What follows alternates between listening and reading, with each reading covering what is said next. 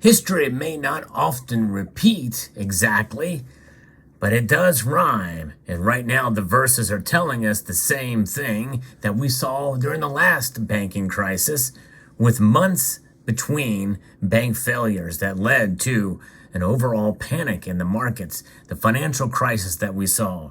Could this be the same type of thing or a related matter? We'll talk about that and what it means for gold and silver and the dollar as we explore.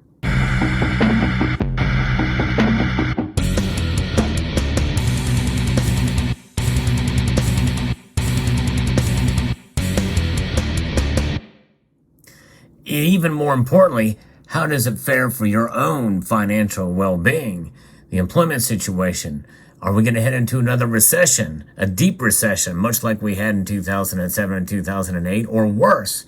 Many people have predicted that we could see a whole lot worse, as a lot of what was going on and led to the situation that we saw in 2007, 2008, is that utilizing the same types of tactics and things, and just in a different manner. But gold and silver indeed are unchanging in these environments. The price may fluctuate, but the metals themselves and the value behind these metals will remain a constant. I think as long as those of us who accumulate these metals and understand the history behind them, well, we can weather the storm a little bit easier.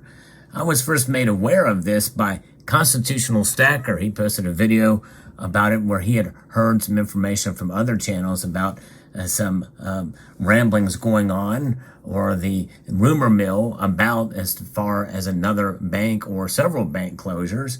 But it is indeed true. It is now official. Kansas Heartland Tri-State Bank has been closed by the FDIC as the banking crisis deepens, is a headline from Anna Pereira here. Heartland Tri-State Bank of Elkhart was closed on July 29th, with the Federal Deposit Insurance Corporation taking control.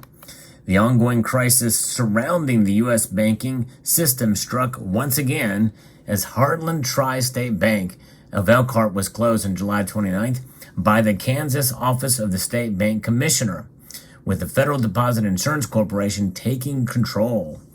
On July the 31st, the 4 branches of Heartland Tri-State Bank will reopen as branches of Dream First Bank under normal business hours, the FDIC noted in a statement.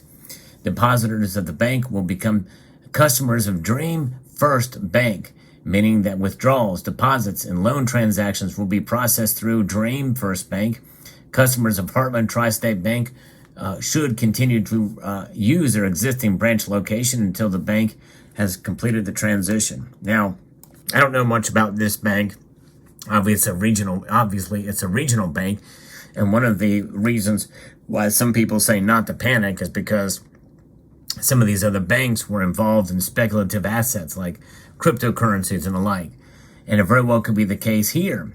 It is a regional bank, but at the same time, the fact that we're seeing a pattern here, even months out, mirroring almost exactly what we saw in the financial crisis of 2007 and 2008, with a long gap between these bank closures. One other thing you'll notice is that it happened on a Friday.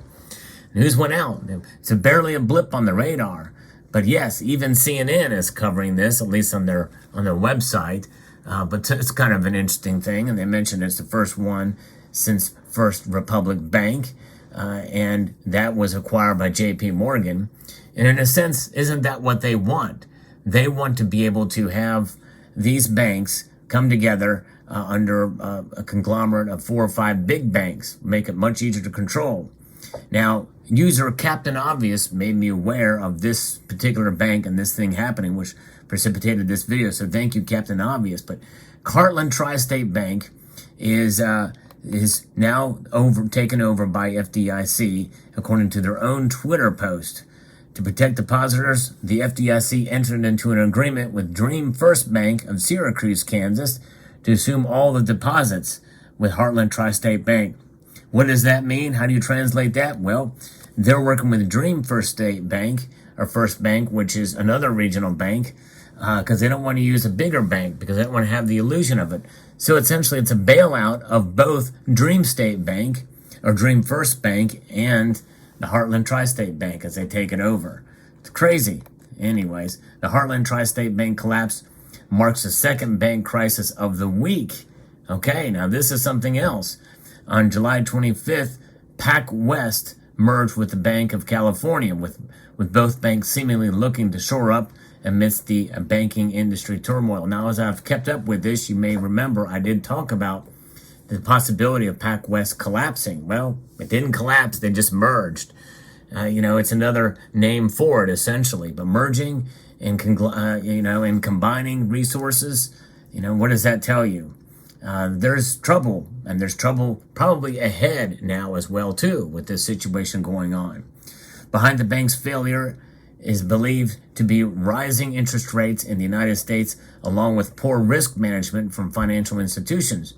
The Federal Reserve increased its benchmark rate over the past year to more than 5.25% in July, which is the highest rate since 2007, which is right before the financial crisis that occurred there, in an effort to curb inflation in the country. In June, the inflation rate in the U.S. was 4.1% year over year.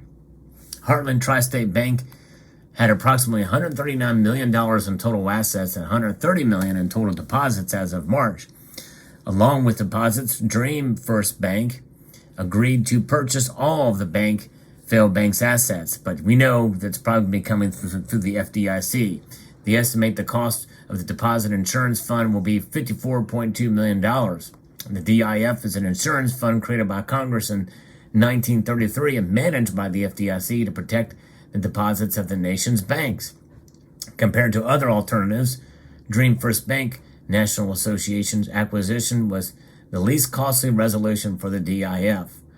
Democrats with the House Finance Services Committee have introduced several bills in June in what they describe as the first wave of legislation aimed at addressing failures at major banks.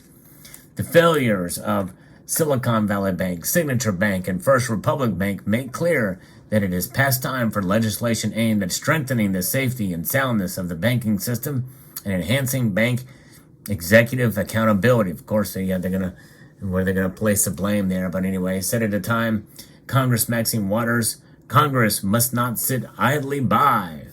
Although I tell you what, it's Congress that is the brunt of all of this as they pass all of these spending measures. They're the keepers of the purse, and they create this inflation. It's wholly, completely created by government. And because there's nothing that is tying our money to sound money. This is unsound money. This is sound money. That's right, exactly. And so that's why the value of this has fallen by 99%. That's right, 99% since December of 2013, since the Federal Reserve Act was enacted. What does that tell you?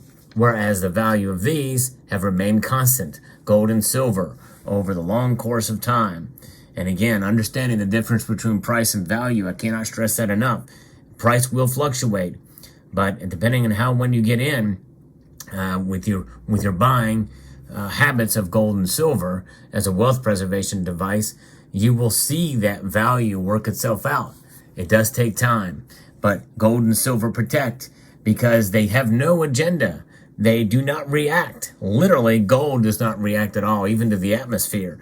Silver may tarnish a bit, but even that can be beautiful to some people. But alas, another bank down. Captain Obvious shared this latest news here with me about Heartland Tri-State Bank. Will there be more? I don't know. We'll find out as we see what happens with the fallout from this situation. I think the market is going to be pretty nervous.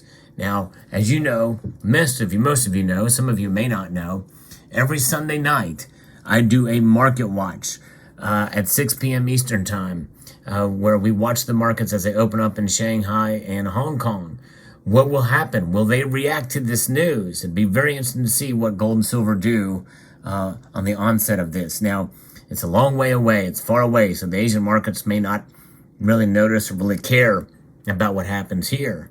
But nonetheless, it's something that I hope you will join me, because we'll keep an eye on it and watch and see, because happening on a Friday evening or afternoon, There's not a lot of activity, not a lot going on. It'll be very fascinating to see how the markets react here.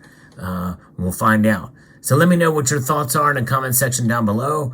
Hope you found this video informative, educational, and inspirational, because gold and silver indeed are inspirational. They indeed will preserve your wealth over the long course of time. This is why I accumulate them. I'd like to extend a multitude of gratitude to you all for watching, and to encourage you to please rate, share this video, comment, and subscribe.